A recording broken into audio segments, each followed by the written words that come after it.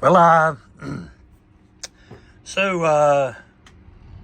don't, this is not a day on the loop video. And really, I'm a day late and a dollar short on doing a video because I always am. I never even think about videos until I'm done with the job. And then I say to myself, oh, I should have done a video. And that's exactly what just got through happening. What happens though, when you're working on this pump, it can get frustrating. So I had to get two seals. Here we go. This will help break it down a little bit. So there's two seals in here. There's one that's right there, and then there's another seal that's right there.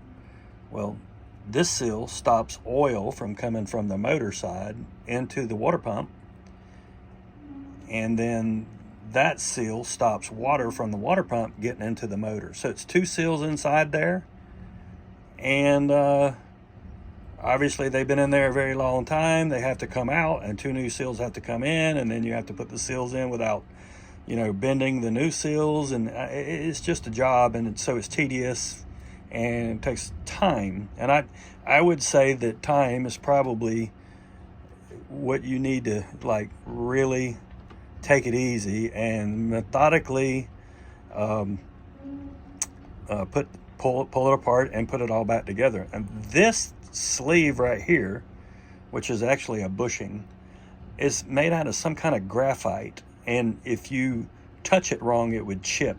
And it's a bushing. The old bushing came out in cracked in half and powder form, and I was like, oh my goodness, I'm scared, because when I put this bushing back in there, how do I stop it from cracking and all that? Well, long story short, I did it all. It went in really well, really easier than I expected, but harder than I wanted it to be, if that makes any sense. Both seals look phenomenal. The Teflon bushing went in with effort, but not a tremendous amount. I actually put it on the shaft, and they got a protective cover on the end of the impeller and tapped it in with the actual shaft, which they say you're not supposed to do, but I did it anyway. And then there's a wear ring, this right here. You'd be real surprised. This has one screw that that goes into the top of the inside of this housing, the housing right here, and it's what closes the chamber inside here, so that the water can have a really big section and really good pump. Well, that thing is about half as thick as the new one, where it had worn over time. So the new one was double that thickness, and it's amazing how rubber pushing on the inside of that spot, see how smooth it is? It's amazing how rubber can just wear that metal away over time, but it did. And the biggest reason why I had to rebuild this pump was because it was leaking through this tattletale hole right there. It was leaking water. So the seal that stops the water was leaking, and it was dripping out that tattletale hole.